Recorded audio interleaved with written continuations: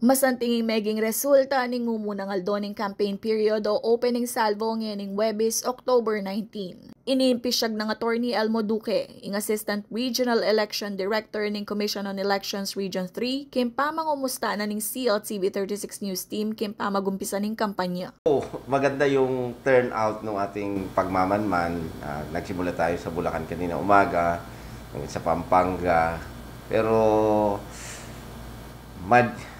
majority ng mga kandidato natin, they have deference, respect to the law, at yung pakiusap ng ating buting chairman na huwag nang subukan na ang batas sapagkat ang ating pamunuan ay nakahanda na ipatupad ang batas at marami tayong kasama na magpapatupad ng batas, kasama natin lopa ang AFP at saka PNP. Pasibayo na mo rin pepaga nakakareng kandidato in pamanuki kareng guidelines kin pamangampanya bang aywasan ng posibleng problema king karelang kandidatura. And nakakalungkot, meron pa rin mga talagang gustong ipakita na sila yung batas, hindi yung batas ang umiiral. Okay, so naglalagay sila ng mga campaign material sa mga public places or public properties na hindi karapat-dapat kasi meron tayong tinatawag na CPAs or common poster areas for purposes of public properties na pwedeng lugar kung saan magtayo ang isang individual na kandidato ng kanyang mga campaign paraphernalia with a measurement of 2 by 3 feet, not to exceed that. Kaso nga lang, marami naglalagay sa mga waiting shed, sa mga tawag natin dito, mga signages ng daan. Meron tayong kapansin-pansin naman gano'n, mga poste ng kuryente.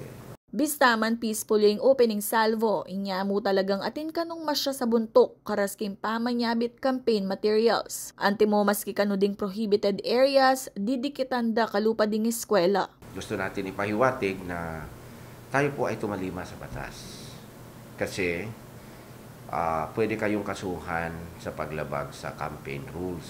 At pag kayo kinasuhan sa paglabag sa campaign rules, automatic may disqualification case kayo. Pag may disqualification case kayo, kahit na kayo ang muna sa pipiliin ng taong bayan, you get the plurality of votes, hindi kayo maproklama dahil ang mag-i-initiate ng proceedings against a violator of the campaign rules is none other than the COMELEC.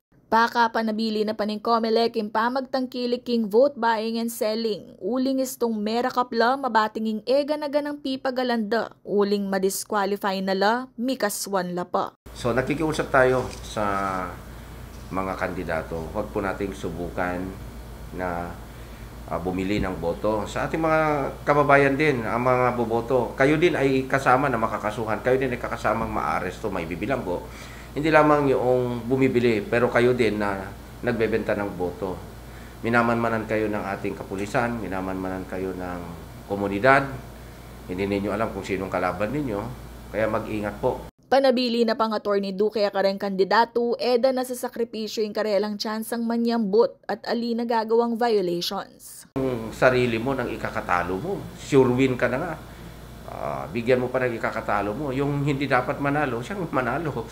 So, it's a common sense. Lalo na yung mga kabataan, yung mga BSK, yung mga SK, huwag yung bigyan ng tint ng criminal at saka administrative case yung inyong pangalan. Kasi mahirap yan eh. Kayo bumubuo pa lang ng buhay.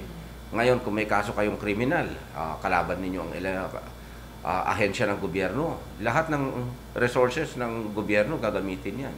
Mahirap kalaban ng gobyerno. So nakikiusap tayo, please, huwag na nating subukan na alabagin ang batas. Kasi ngayon, ipinapatupad natin, ipinapairal natin ng may pangil ang batas ng halalan.